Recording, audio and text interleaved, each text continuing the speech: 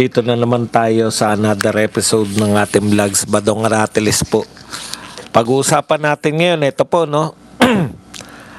Sumagot na naman uli ng pang-asar si Panelo dito po sa Tirampicon, no?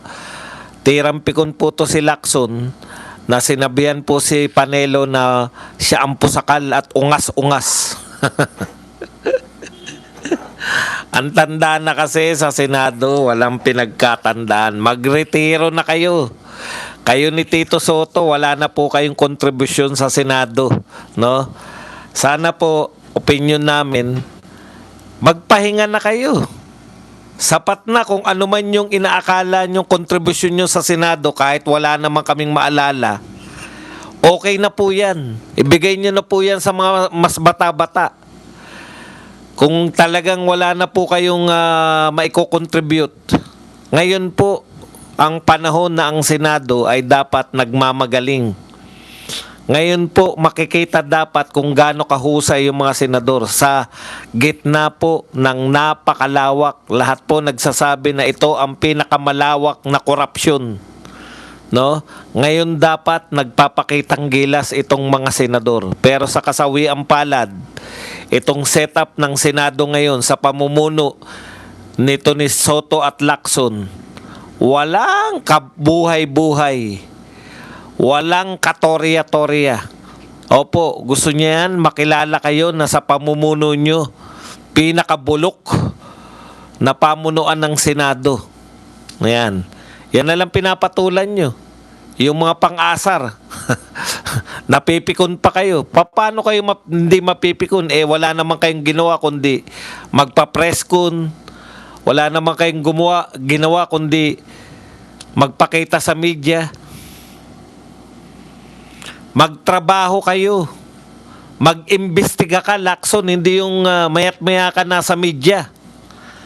Imbestigahan mo yung mga magnanakaw ng daan-daang bilyon o trilyon. Nakawan sa flood control pa lang. Flood control pa lang. Wala ka pang... Nakakaawa kayo. Yan ang legacy nyo.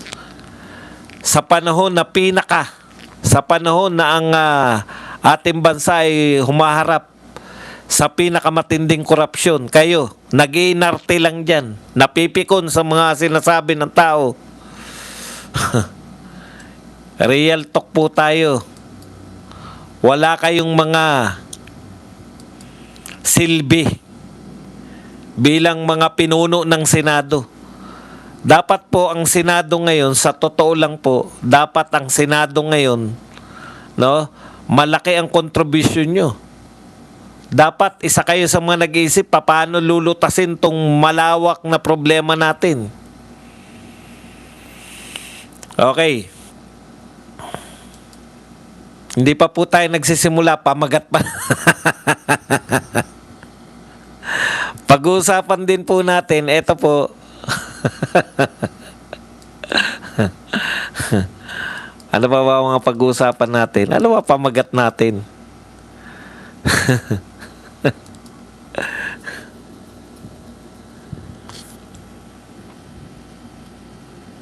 Nakalimutan ko na tuloy yung mga pag-uusapan natin. Ito po, si Roque po. Pinangatawanan po ni Roque na wala pong nahuli. Hindi po nahuli si Saldico, no? Nakausap niya raw po si Saldico. Ayan, tignan po na. Ang problema kay Roque, minsan nakakausap niya. Hindi niya alam kung sa panaginip. Ito ba, totoong nakausap mo, Roque? Pero madali lang naman sanang ikumpirma yan. Dalawa po yung panig, no? Si Pangulong Marcos, sinasabi niya na nahuli na, nasa Czech authorities. Samantalang si Roque, wala raw pong nahuhuli doon, ayon din sa Czech authorities. So kung dalawa po ang nagsasabi ng katotohanan, kanino tayo maniniwala? Dapat po diyan pumapasok yung independent media. 'Di ba? Okay. Asan po ba yung media natin? Bakit hindi po kayo makarating doon sa Czech Republic? Wala ba kayong pera? Ang yayaman nyo, di ba? Okay, yan po mga pag-uusapan natin at sasagutin din po natin lahat po ng birada. Lahat po ng bira nila kay BP Sara. Hindi po natin palalagpasin yan.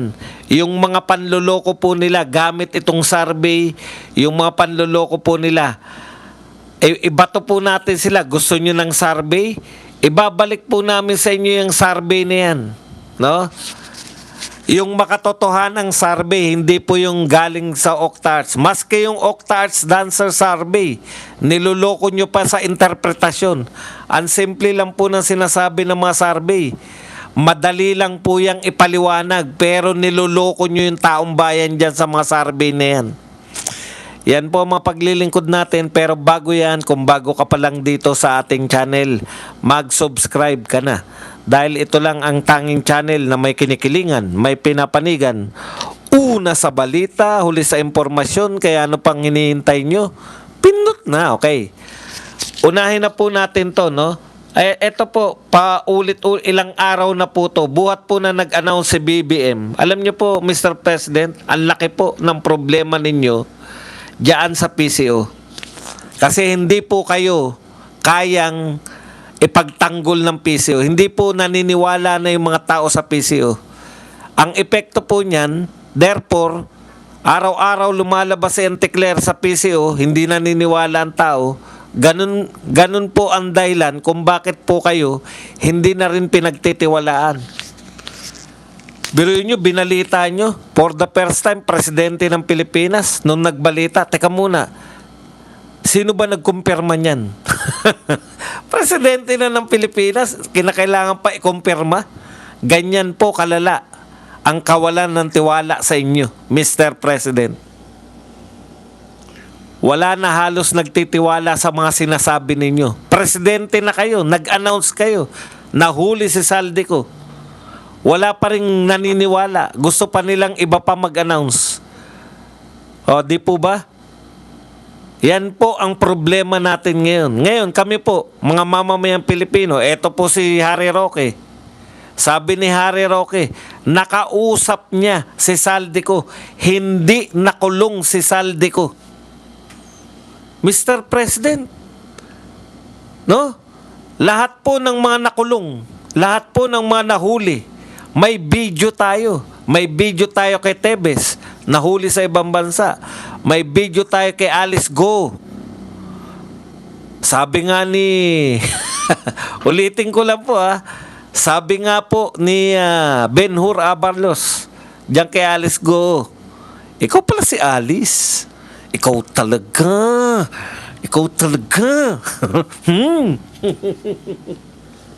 Oh, kitang-kita po natin yun, Mr. President. Bago po tayo po ma-indayog, please like and share po. Like and share po tayo, mga kapatid. Isang like lang at isang share, masaya na ako. Sabi po nung AI na AI na Duterte vlogger. Isang likes lang po at share, masaya na ako. Gagayahin ko na po. Isang like at share naman dyan, masaya na tayo. Okay, balik tayo rito. Mr. President, bakit po walang video kasi? Pag kasi kayo lang, di na nga naniniwala sa inyo eh. Magpakita po kayo ng video. Wala ba tayong tauhan dyan sa Czech Republic? Wala ba kayong ambassador dyan? Kung ayaw nyo po ng video, picture na lang. Picture. Alam niyo yung picture? Kasi po, wala nang tiwala sa inyo. Hindi pa kayo nagpapakita ng video na nahuli.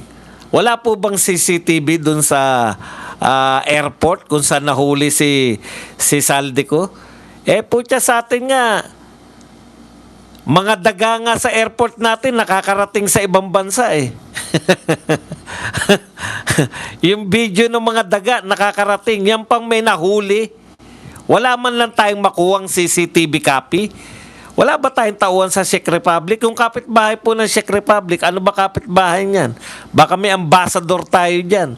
Para po yung alinlangan namin. 'Di ba?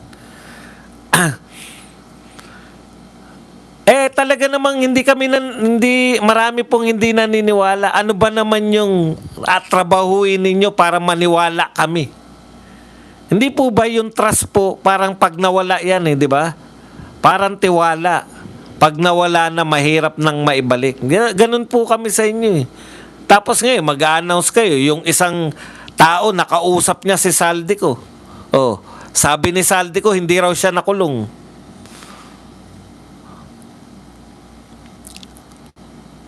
Hindi raw siya nakakulong. Magpakita naman po kayo, mayroon naman siguro tayong resources. Wala na ba tayong magagawa? Wala tayong ambassador dyan? Wala tayong kapitbahay na ambassador? Wala po CCTV dyan? Alam ko mayamang bansa yan, the Prague, Czech Republic na yan. Meron naman siguro CCTV dyan, nahagip po yung paghuli dyan. Hindi po ba? Kasi po, dalawa po yung impormasyon na nakakarating sa amin. Ngayon, eto po, isa pang question, mga kapatid. Nasaan ang media? Nakakarating kayo sa The Hague, Netherlands, para i-cover si Tatay Digong. Eto po, balita rin to, malaking balita to Hindi ba scoop to? Ano ba talaga kayo ngayon? Mga independent media pa ba kayo? ABS-CBN, GMA7, TV5. Bakit ni isang reporter wala kayo padala ron? Punta kayo dun. Napakayaman na yung mga media. Gusto ba talaga ninyo malaman ng mga tao ang katotohanan o parte po kayo sa pagtatakip ng katotohanan? Wala na ba talaga kakayahan ng mga media natin? Hikahos ba? Hikahos? Wala kayong kapera-pera lahat? Makita mo yan sa 22. Nariyan lahat sa dahig yung mga yan. Yung mga media natin. Kino-cover yung kung mabibilanggunan ng tuluyan si Tatay Digong o makakalaya na.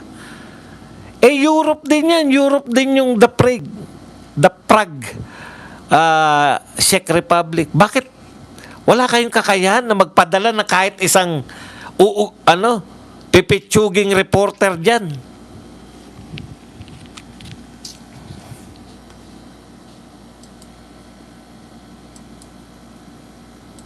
Ganun na tayo kahikaw sa Pilipinas? Aasa na lang tayo na para na tayong bumalik sa... Nasa buwan ba yan? Ibang planeta po yan, the Prague na yan? Czech Republic, ibang planeta ba yan? Bakit hirap na hirap kayong makakuha tayo ng impormasyon? O bahagi kayo ng media na kung ano lang ang iutos sa inyo na i-cover yun lang? Halimbawa, nalaman ba natin na yung mga pinauwing mga Pilipino, may 20 ron ay mga bangkay? Hindi natin alam, no? Sa Kuwait, galing sa Kuwait, inuwi rito ng mga bangkay na. Hindi natin nga alam kung ano kinamatay ng mga yun. Wag na yung sa The Prague, baka sabihin nyo, mahal pa masahe. Putya, naiya na lang yan. Bakit wala nagko-cover ng media nun? Hindi tuloy namin alam, fake news ba yun o hindi? Hindi namin napapanood, hindi namin nakikita yung balita. Pag sinearch nyo sa Google, kung totoo ba na merong mga na umuwi kasama repatriated na mga Pilipino sa Kuwait, na kung meron bang kasamang 20 pirasong namatay at hindi natin alam, hindi nyo binabalita. Bahagi ba kayo ng pagtatago? Tinatago nyo yung mga katotohanan Wala na kami nababalitaan sa presyo ng langis. Panay BP Sara, panay impeachment, panay Madriaga, bumili ng motor. Puta, bumili lang ng motor si Madriaga. Issue na sa inyo. Bumili ng motor. So, anong problema? Meron siyang ORCR. Natural, pag bumili ka ng motor, may ORCR ka. Ano connection kay BP Sara nun? Totoo yung sinasabi ni Madriaga na bumili siya ng motor. Ano ngayon kung bumili siya ng motor? Ano ngayon kung may ORCR siya? Ninakaw ba ni BP Sara yan? Inaanggulo nyo lahat para lokohin yung mga Pilipino eh. O sige, dito muna tayo. Dito muna tayo sa lintik na simpleng balita lang. Nahuli ba o hindi? Sabi ni nakausap niya si Saldico. Hindi ako nahuli, sabi ni Saldico. So kung duda po ang mga Pilipino kung nahuli ba o hindi, maglabas ng video. CCTV. Lahat po ng barangay dito sa Pilipinas, meron na CCTV. Puta, na hold up nga eh. Hinold up po ang isang alimbawa ng balita. Nilimas ang pawn shop. Kitang-kita, may CCTV. Sa airport ng Daprag o kung saan man nadakip si Saldico, wala man lang CCTV. Yung kahit malabo ba, yung mga malabo na, ito ang kuha sa picture ng CCTV, wala tayong kakayahan lahat. Ano tayo lahat? Stone Age na tayo. Basta sinabi na ng Pangulo yan, ano pa bang hinihingi yung prueba? Sabi kasi ni Roque, nakausap niya, hindi raw siya nakulong. Si Saldico hindi raw po nakulong.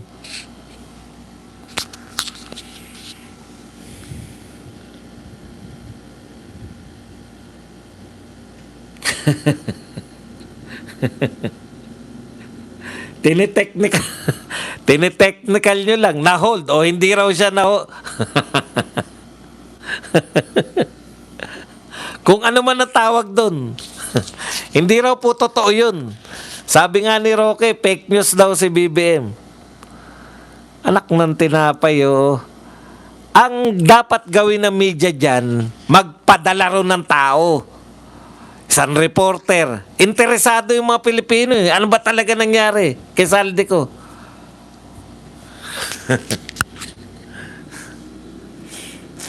Ayan, no? Ang linaw, oh. Ito po sabi ni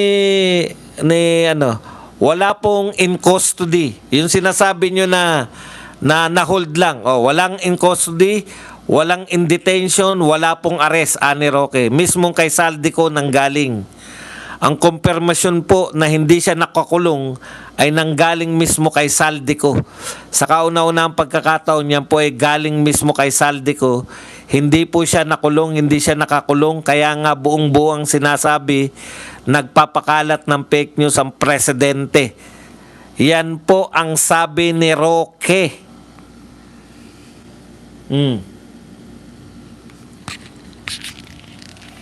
Ngayon, sabi ni Mr. President, nasa kustodiya ng Czech Republic. Ito po sabi, kustodiya ng Czech authorities matapos umanong pumasok sa bansa na walang tamang dokumento. Yan po yung sabi ng gobyerno. We will bring Saldi home and we will do so in accordance with the law. He will answer to the Filipino people. So ngayon, may kaguluhan sa Pilipinas kung nakulong ba o nahuli ba o na-hold ba, kung ano man yung gusto nyong itawag. May papel po dito yung independent press. Alam ko po, nagtitipon-tipon na kayo sa Netherlands ngayon. Nasa Netherlands na kayo. Hindi naman siguro gaanong kalayuan yan. Maliit lang po yung Europe eh. Pwede naman nyo siguro tawagan ng GMA executive, oy, magpadala nga kayo kahit isang pipitsuging reporter dyan sa The Prague, Czech Republic, at tanungin nyo lang kung meron ba talaga nahuli doon o hindi. Bakit ayaw nyong gawin? Lahat ng mga reporter, lahat ng mga TV station, lahat ng mga print media, bakit ayaw nyo pong gawin? Nagtataka ko eh. Bawal ba? Sinabihan ba kayo, wag nyo i-cover yan?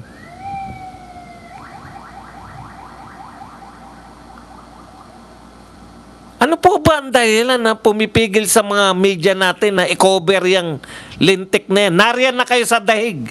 Alam ko po na nariyan na kayo sa dahig. Dahil sa 22 po, bukas, ay mayroon pong announcement yung ICC. Kung tuluyan na nilang pakakawalan si Tatay Digong o tuloy sa kulong. Nariyan na kayo eh. Nagtataka ako. Talagang takang-taka ako sa inyo. Okay.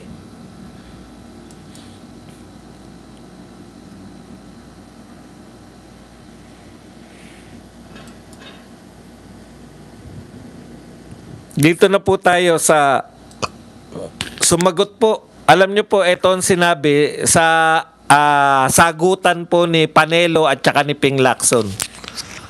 Alam niyo, talagang si Ping Lacson wala nang gagawin kundi mag-media.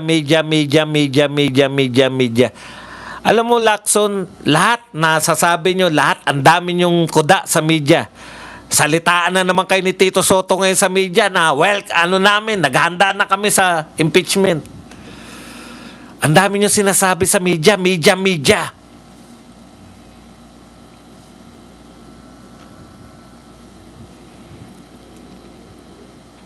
Ngayon, impeachment, naghahanda ang Senado, impeachment. Asa na yung tunay na trabaho nyo? Asa na yung trabaho nyo? Yung impeachment ni BP Sara, pag sama-samahin nyo man yung pera na yan, 400 million lang, di ba? Wala pang 1 billion, wala pang kalahating bilyon ang pinag-uusapan natin. Samantalang sa flood control project, 1 trillion na po mahigit. Trillion na ninakaw. Mga magnanakaw kayo. Trillion. Daang bilyon. Trillion. Yung pinamigay lang mula kay Saldico, sabi ng mga 18 Marines, 850 billion. Ayaw niyong patulan. Ayaw patulan ng media. Ayaw patulan ng Senado. Ayaw patulan ng House of Representatives. Yung sinasabing 850 billion na ninakaw, pinamimigay. Dahil galing sa nakaw, galing sa mga magnanakaw. Magnanakaw kayo. Kayo ang mga magnanakaw. Ayaw niyong patulan. 850 million. Dito kayo lahat nakatutok. 73 million. Dinagdagan ngayon habang nagsasalita ng 73 million dahil palpak si Madriaga, kinakailangan ng bala na itong mga lintek na mga congressman na to. Wala nang maibala. Hindi na nila mabanggit si Madriaga. Bakit? Na 8 kasinungalingan ang sinasabi ni Madriaga. 8. Isang kasinungalingan lang po, hindi ka nakarapat dapat paniwalaan.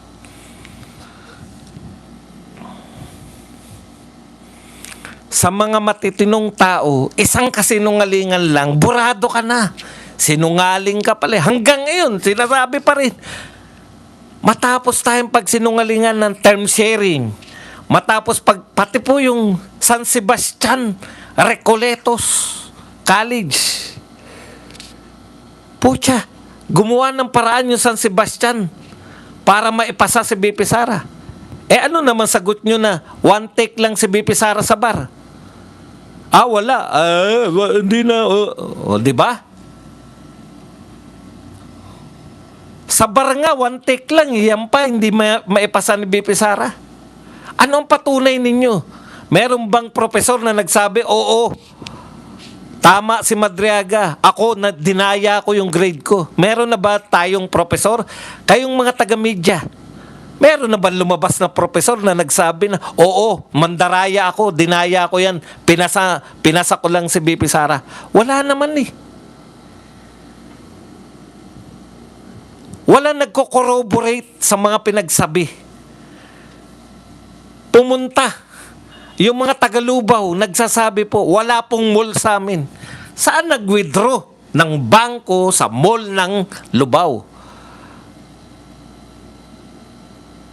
Nag-withdraw sa mall ng Lubao. Wala nga mall sa Lubao, sabi ng mga taga-Lubao. Marunong pa kayo sa taga-Lubao. Kinwestiyon ba yan ng media natin? Tinatanggap nila yan. Hallelujah. May santo tayo, Santo Madriaga. Diyan pa lang dapat dinismiss na ninyong lintik kayong mga congressman kayo. Oo, lahat kayo. Dapat i-dismiss nyo na yan kasi nagsisinungaling yung star witness nyo. Tuloy pa rin. Ngayon, COA na. Hindi na sa Madriaga. Kada pagsisinungaling, puta, painting pa lang, pinagsinungaling na. Scholar mo, gaysano, scholar mo, bilyonaryo. Nagsalita yung may painting. Gaisano po ako. Putang, yung mga Visayas, mga taga Visayas at Mindanao, alam po nila pag sinabing Gaisano. Tangina, parang mga Henry siyan dyan sa Visayas at Mindanao. Mga kamag-anak ni Henry siyan. I-scholar mo?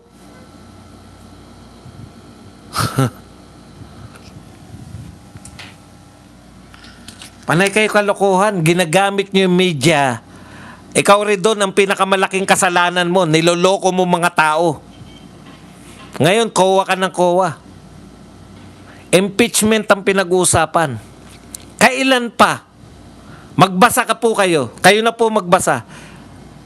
Saan nakalagay sa impeachment? Saan nakalagay sa konstitusyon na impeachable official pwedeng kasuhan dahil sa notice of disallowance? Wala. Wala. Wala. Parang ano po yan? Violation po ba yung jaywalking? Yung tumawid ka sa walang walang guhit. Hindi ka tumawid sa pedestrian lane. Violation po ba yan o hindi? Violation. Correct. Violation po yan. Pero, ikukulong ka ba dahil nag-jaywalking ka?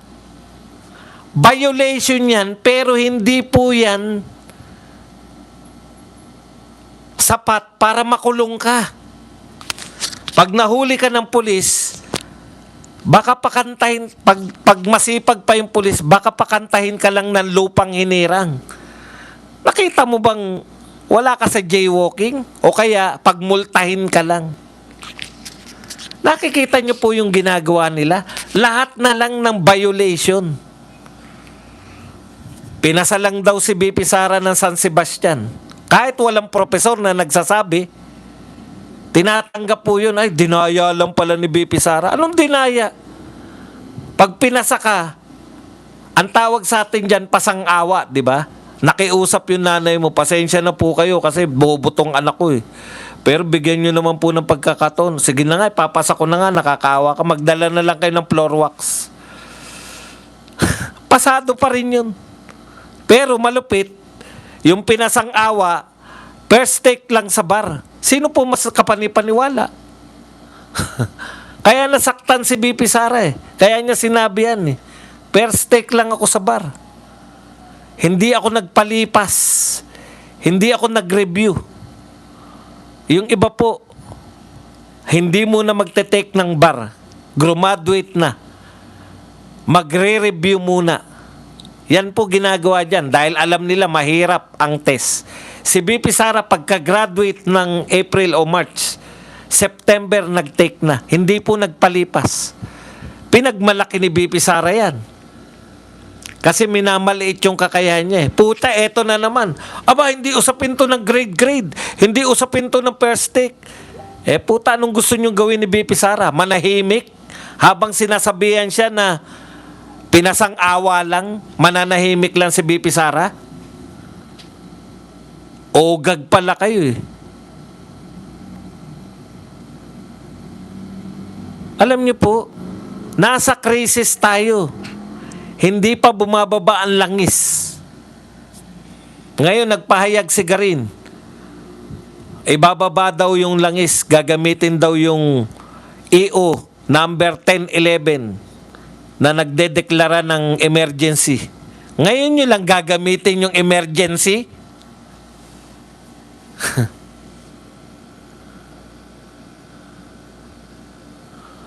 Puta, pinagluloko nyo kami. Tama po ba may notice of disallowance si BP Sara? Opo, may notice of disallowance. So, anong koneksyon sa impeachment niyan? Wala. Para lang po yang hindi po lahat ng mga violation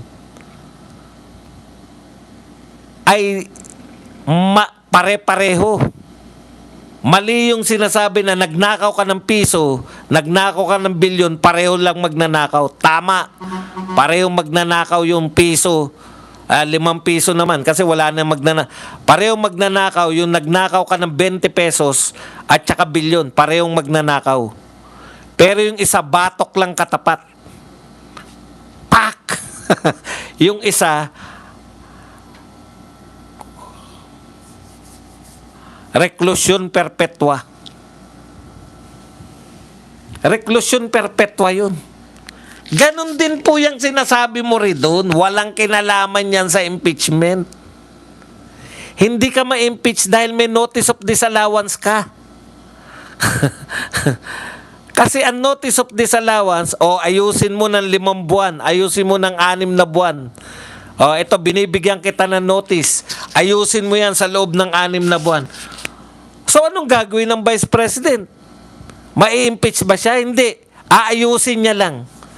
Huwag niyong lokohin yung taong bayan. Ang kahulugan po na notice of disallowance, eto may notice ka, ayusin mo yung mga papeles niyan sa loob ng 5 o 6 na buwan. Nariyan naman yan. Hindi lang ako sigurado kung 5 o 6 na buwan.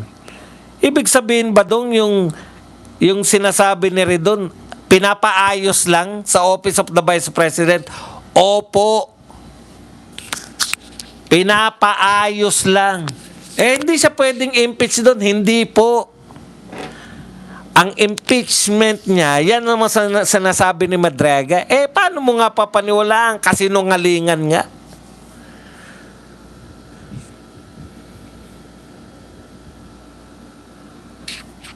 Pero hindi yan topic natin. Na-high blood lang ako.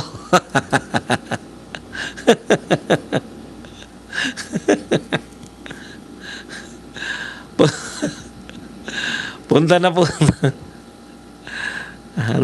Saan na ba tayo? Nasaktan sa katotohanan.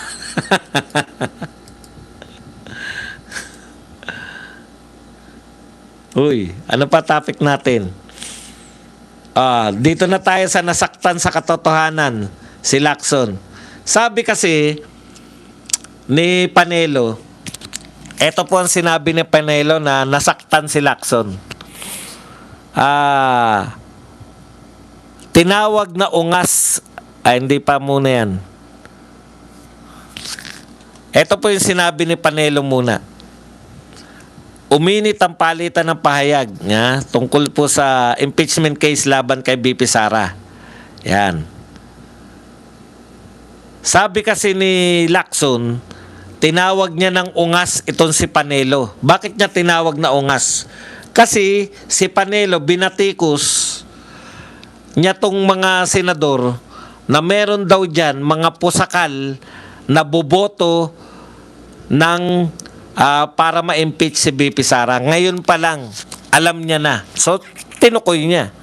Sino-sino yung mga boboto laban kay BP Sara? Si Tito Soto, si Lacson, si Kiko Pangilinan, at saka si Risa Hontiveros.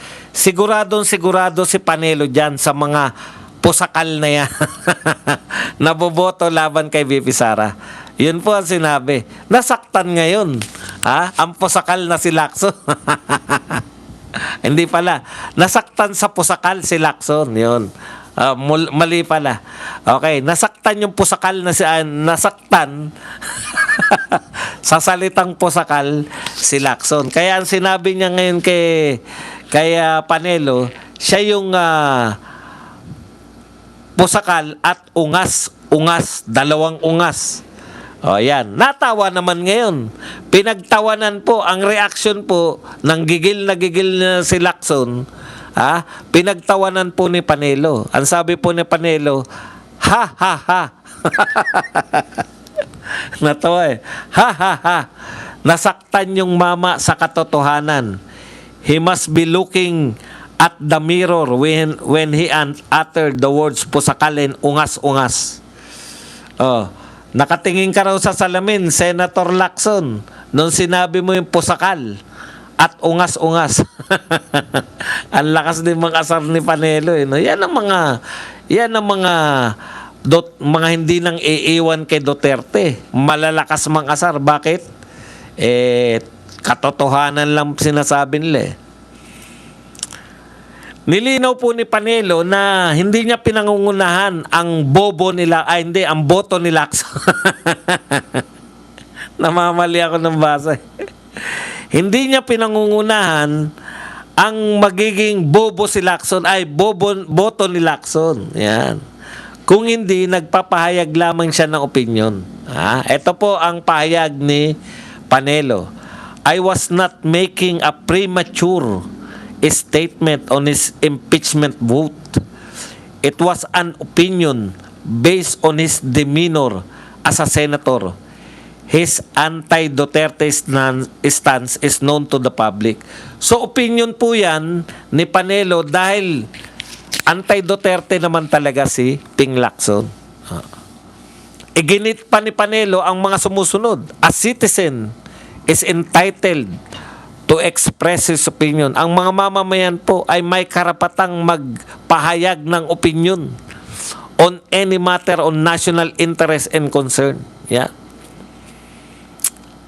At hindi raw po pwede na ang mga public official katulad ni Lacson, katulad ng sinabihan na pusakal na si Lacson. Kasi naman ang daming termino, pusakal pa. Public official cannot be onion skin. Hindi raw po kayo dapat balat sibuyas sa mga kritisismo at unfavorable opinions in connection with your official function. Kaya po pag ang opinion namin, kayo po ay tutulog-tulog dyan sa Senado, huwag kayong masasaktan dahil tutulog-tulog naman kayo. Ilan na ba na pa? Eto, katotohanan lang. Sa dinami-dami ng mga nagnakaw sa flood control project, ilan na nirekomenda nyo para makulong? Blue Ribbon Committee, ilan ang nirekomenda? Ulitin ko yung tanong. Ilan ang nirekomenda nyo para makulong? 0. So tutulog-tulog nga kayo. Wala kayong silbi. Ang daming magnanakaw, ilan ang inyong nirekomenda para ipakulong? 0. O wag na ipakulong, makasuhan. Ilan ang nirekomenda nyo para makasuhan? 0. Iyan ang katotohanan. Wag na mastermind na. Puta, makulong lang, parusahan. Hay nako. If he does not agree with my opinion, he can say so. But lacing his response with an insult and personal attack is a mark of idiocy, if not dumbness. Ang tindi nito. Kung hindi siya sang-ayon sa aking mga sinabi, ay okay lang yun. Pero hindi ka dapat mang-insulto at mag-personal na atake. Dahil yan ay tanda ng pagiging idiot. Idiot ka raw. Lacson, idiot ka raw. Kung hindi man katangahan. Idiocy and dumbness.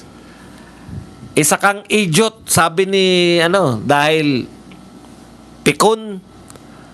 Kaya ka napipikon dahil ikaw ay isang idiot o isang tanga. Ang tsakit-tsakit naman yan, Panelo. Grabe ka naman magtalita. Putsakal pa lang, galit na eh. Idiot pa at tanga. Baka ngumalngal na yan. Ang tsakit mo naman magtalita, Panelo. Huwag ganun. Ping Lacson, idiot at o kaya tanga. Grabe naman yan. Ang tsakit-tsak. Wala na nga silbi bilang Blue Ribbon Committee. Sasabihan mo pa na idiot. Even before conducting investigation, he has absolved the culpability. O bakit daw po siya idiot at tanga? O kaya tanga? Mamimili naman eh. Bago pa raw siya mag-imbestiga, sinasabihan niya na walang kasalanan yung i-imbestigahan niya. Oh, sabi ni Panelo. At ayaw niya mag-issue ng formal summons para mag-appear sa investigating committee diyan sa BRC. Kita mo, hindi mo pa naimbestigahan si Martin. Inaabsuelto mo na at ayaw mo man lang bigyan ng formal na imbitasyon para umating dyan. Ito po ang payo. Bukod sa tinawag kang idiot Lacson at saka tanga, ito ang payo sa iyo ni Panelo. If you cannot stand the heat in the kitchen, he should leave it. Kung hindi nyo po kaya yung init dyan sa kusina, lumayas na kayo dyan. Kung hindi nyo kayang mamuno sa Blue Ribbon Committee, lumayas na kayo sa Blue Ribbon, ibigay nyo na yan sa iba. Pati yung vice chairman, ganun din. Dapat daw magpursige. Magpursige pa rin daw, kahit daw may crisis. Dapat daw nagpupursige pa rin dito po sa paghabol sa mga magnanakaw dyan sa flood control. Puta, paano ka magpupursige? Hindi nga kayo nag-imbestiga. Ayan. Eto po, idiot at tanga ang tawag ni Panelo kay Ping Lacson. Ano naman ang tawag natin rito sa vice chairman na tulpo? Ang talino mo. Gusto mong iporsige, ayaw nyo namang mag-imbestiga. Paano mo mapupursige? Yan po ang napakalaking kalokohan ng mga taong ito. Okay, punta na po tayo rito sa Eto, hindi po nila maunawaan. Bloodbath sila ng bloodbath. Bloodbath ng bloodbath. Sabi nila, kay BP Sara, bloodbath ka ng bloodbath. Bloodbath ka ng bloodbath. Hindi ka naman umaattend. Tapos, nilalabas nila ngayon yung survey ng Okta. Ngayon ko lang po nakita kung ano yung laman ng survey ng Okta eh. Eto po.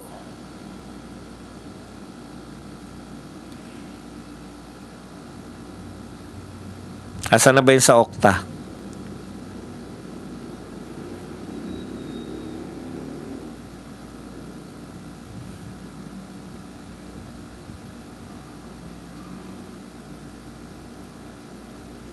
Bakit nawala yung sa Okta?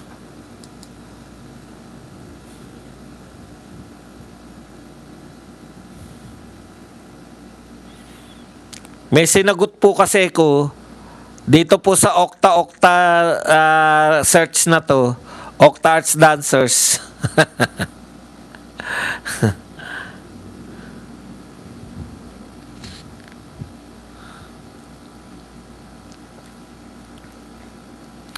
Binura na yata yung kahihiyan nila.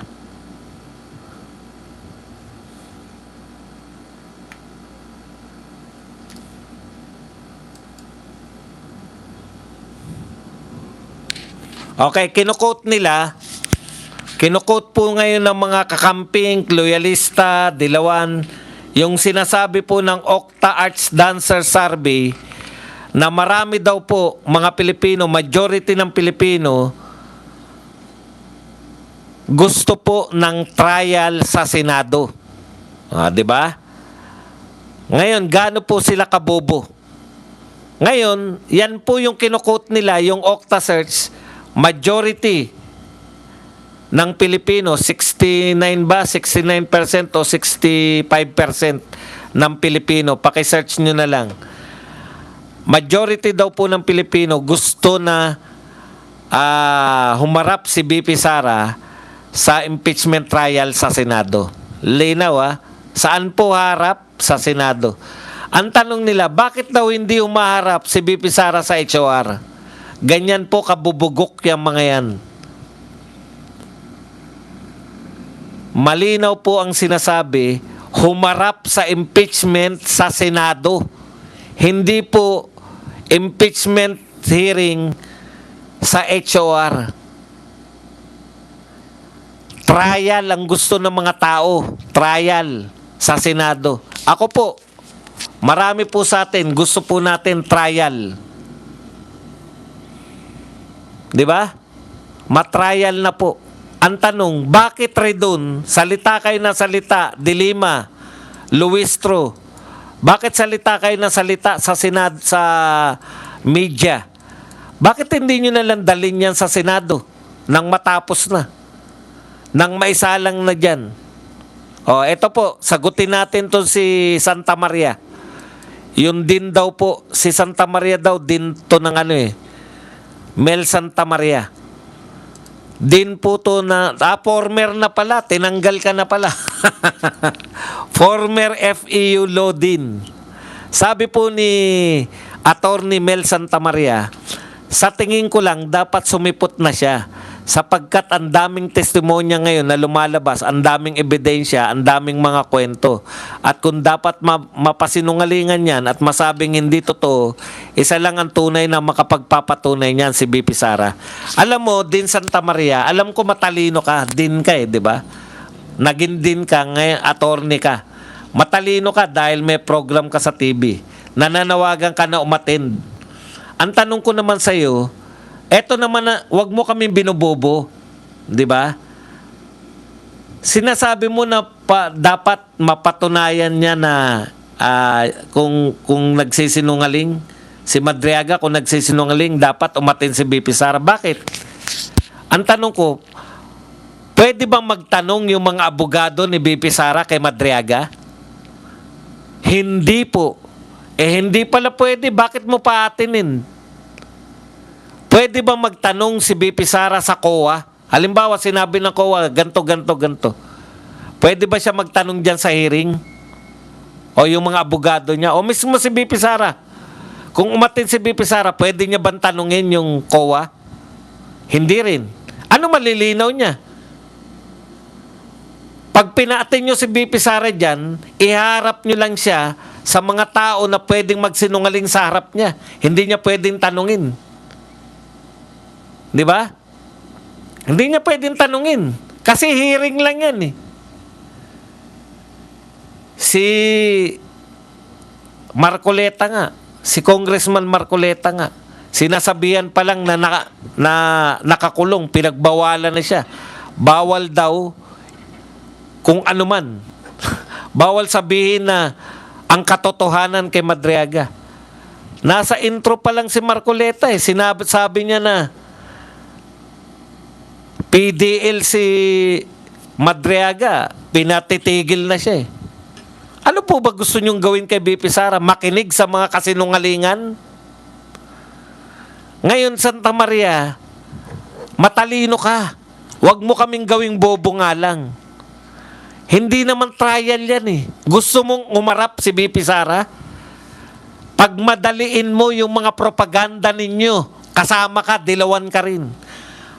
Madaliin nyo na yan propaganda nyo. Wala naman naniniwala sa inyo.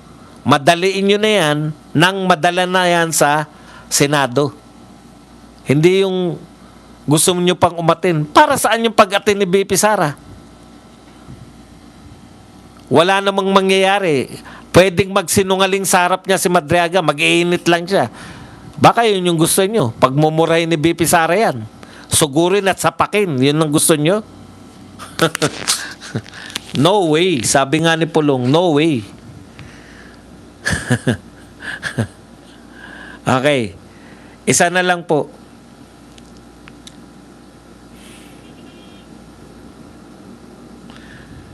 Pinagmamalaki po nila ngayon na mataas po ang survey rating ni BBM sa Octarts.